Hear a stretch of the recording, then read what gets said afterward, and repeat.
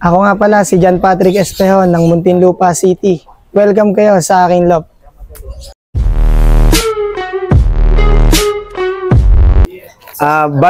Bago tayo magsimula, Idol, maraming salamat sa pagtanggap niyo sa amin dito. And then ito, Kalafatid Feeds, sponsored sa ating video na ito. Ayan. Idol, kailan po kayo nag-start magkarera ng kalapate? Nag-start talaga ako magkarera 2020 or 2021. Kumbaga pandemic lang din. Pero sumasama na ako sa loading 2010. Kumbaga meron na rin po talaga kayong background sa karera. Isa sa mga nagbigay sa akin ng mga linyada si Jaime Nava o Barok kung tawagin. Sa ano yan dati? PPBC o PFP pa yun? PFP days pa yun. So batang-bata pa kayo? Bata pa ako nun. Naglo-load ako ng ibon. Ayun. Idol, yung mga bloodlines nyo pong hawak dito, ano-ano po? Ang hawak kong bloodline dito, unang-una yung yung ginagamit ko, yung China line kung tawagin ko. China line. Galing din yung kay Kuya Barok. Sunod naman, Banbunderin. Galing naman kay Kuya Joel Tagle. At yung BBB, galing naman kay Kuya Yamom. Ayun. Ng Putatan din. Tapos meron din akong Victor Lim naman at yung Bong Saragosa na line galing naman sa mga kuya ko rin nung nag-umpisa ako, Michael Tagudin. Ayun. So Idol, pwede nyo po ba kaming i-loft tour sa inyong loft? Pwede naman. Ito nga pala yung flyers loft ko. Ito yung natin ngayon, north. Ito yung south.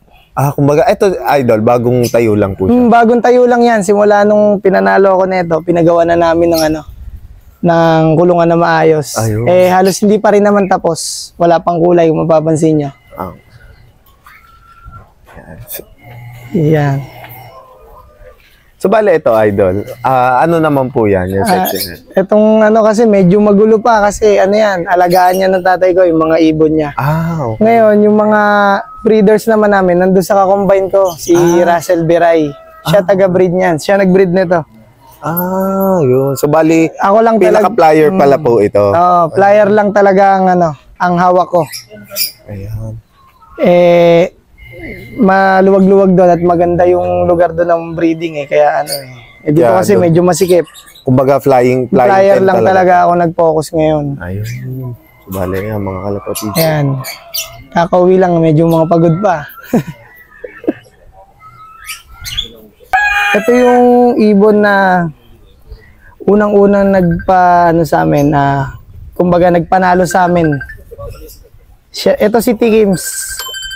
Ang linyada nito, galing kay Kuya Joel Tagle at kay Yamom. Kumbaga yan na yung Banbunderin. Ito yung Banbunderin Beckert. Cross ng Vandenbroek. Tikims, yung matwa ata yun kung tawagin ni Kuya Yamom. Matwa line na, Ito yun, siya yun. Nalo siya sa APR bird po. So Idol, ano yung mga naging achievement na hinakot sa inyong love? Third overall siya ng YB. Tapos 7 ng OB. Tsaka may lap winner din siya ng San Isidro, 3rd place. 9th place ng Calbayog. Tapos sa area ng Muntinlupa naman, first overall siya. Kumbaga double crown winner siya. Tsaka simula nung tumawid ng dagat siya, puro panalo siya ng pooling. Multiple pooling winner. So talagang may dulo siya, Sa dulo siya bumili. Sa dulo siya bumilis. Makulit tong ibon na to. Makulit. Hindi namin nagamit nung una to kasi nga, kailangan pumasok pa lahat bago siya papasok. Kumbaga taga-bantay muna siya. Bantay to. Pero siya pinakaunang uuwi. Ayun. Yun talaga. Yan talagang niya, ugali, Idol. Ayun. Idol, nung kinakarera nyo siya, ano po yung mga naging preparation nyo sa kanya? Yun, mid-toss lang lagi. Mid-toss lang po. Tapos yun, yung sa tamang oras sa pagpapakain, obserbasyon yun. Yun. Yun lang ang pinakamahalaga dun. Sa gamot, halos pare-parehas naman tayo naggagamot ng ano eh. Ano yun, Idol? Paano niyo po siya, sinanay nung training? Siya po ba ay more on club training o Ay hindi kasi ako, nagtotos talaga ako muna bago ako sumampa ng club ng eh. club? Oo. Okay. Bali talagang, ano to, maraming beses muna na itos bago nakasakay ng Kumbaga truck. nabuo na muna yung isip niya sa paglipad, Idol? Oo, sila muna. So, bale, Idol, sa pagtitraining nyo pong yun, sa pagtutos nyo, meron po ba kayong mga sinusunod na point kung sakali? Meron din naman. Kahit pa paano, meron din. Ayun. Sa una lang. Pero sa mga, ano na, last na, ano na yun, sa truck na sila, Sa truck bahala na talaga sila. Bale, Idol, yung yung mga binibigay nyo po ba sa kanya, more on synthetic na gamot o herbal? Sa akin, yung mga synthetic na talaga eh. Synthetic po. Opo. Bihira sa herbal talaga. Bihira. Nung bata sila, herbal ako. Herbal. Pero Nung bago pa po, nung lumaban na sila, more on synthetic. synthetic. Na po. Kumbaga halo pa rin, Idol? nung bata lang sila. Ayun.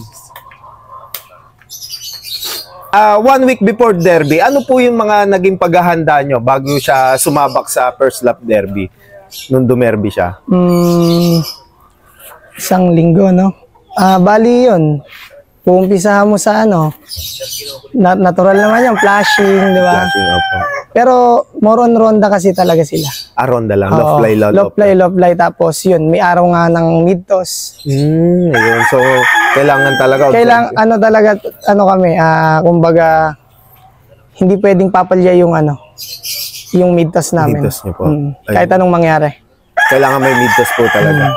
Umulan, umaraw. Kumbaga, kasama na po yun sa conditioning niyo po talaga. Kasama na yan. Ayun.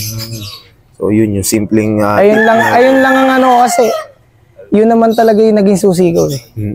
So, mga turo din ng mga... Turo yan ng ng mga master ko, kung tawagin. Unang-una, yung kuya ko, si Kuya Alex Reynash. Kuya Alex. Sunod naman, si Kuya Marvic Ramirez.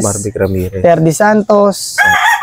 Yan, sila yung nag-guide sa akin nung mga panahon na lumalabang kami ito. Kasama siya. Tapos, syempre, kasama ko yung mga ka-team ko, Team The Savior, yan. The Savior. Suporta yan. Ayun. Hindi mo mawala sa yan. Kami magkakasama nun. Yun. Idol, may mai-share po ba kayong tips para sa mga ka-newbie na gusto din pumasok sa pagkakalapate, sa pagkakarera ng kalapate?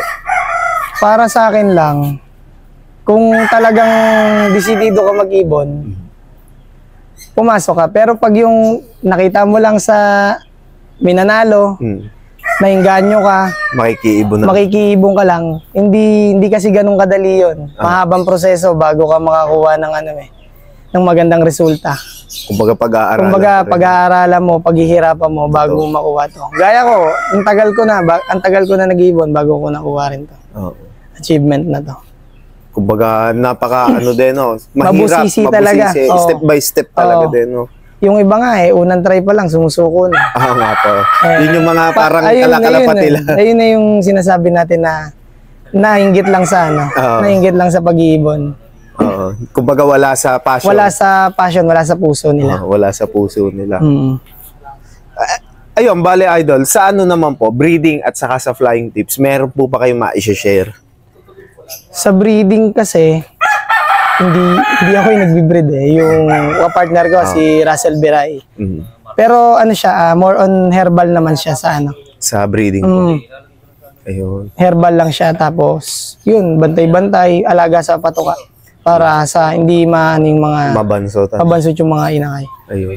Sa flyer naman, yan, sa akin, pagka malapit na laban or training, kailangan bugbog na sila sa lipad, mid-toss. Bago sila sasampa ng truck. Ayun, number 1 po talaga. Number 1 Kumbaga parang ginagawang atleta talaga, no? Kailangan mo sanayin, pagurin, para malaman mo kung sino yung susuko agad sa kanila. Yun. Yun, napakasimple nung tips ni Idol. So, bali, Idol, huling katanungan na po. In case po ba may magtanong na mga newbie kalapatids na gustong maka-acquire ng mga linyada nyong hinahawakan, kayo po ba ay nag-a-out ng mga bloodlines nyo dito? Sa ngayon kasi, hindi pa rin ako nag-out eh. Tsaka hindi naman talaga ako nag-out ng ibon. Pero kung may talagang desidido, baka mapag-usapan, mapagbigyan. Ayun. So, bali, ayan mga kalapatids, kung gusto nyo nga mag-inquire kay Sir John Patrick Espejo, pwede nyo siyang kontakin sa kanyang Facebook page. So, bali ito, naka-flash sa screen yung Facebook page ni Idol John Patrick. Bali, Idol, meron po ba kayong mga shoutout? Meron yung ko. Siyempre, unahin ko yung pinanggalingan ng linyada nito. Apo. Kay Kuya Joel Tagle. And then, kay Yam Omlop. Yam Omlop. Yes, tsaka yung mga katim ko dyan, The Savior. The Savior po. Yan lang. Shoutout po sa inyo mga idol. Then ayan. Idol, maraming salamat po sa pagtanggap nyo sa amin dito. And then hopefully sa mga susunod pang season makabalik at mai-reblog kayo. At sigurado may mga ihahakutin na naman yung mga na-achievement, yung mga linyada nyo pong hawak dito. Sana pa pala rin tayo ulit. Ayun. And then ayan, kung bago pa nga lang kayo sa aming YouTube channel, mag-like, comment, share, and subscribe na kayo. Hit nyo na rin yung notification bell button para lagi kayo ma-update sa mga bagong video naming ilalabas. Maraming salamat mga kalapatids. See you next video. Paalam.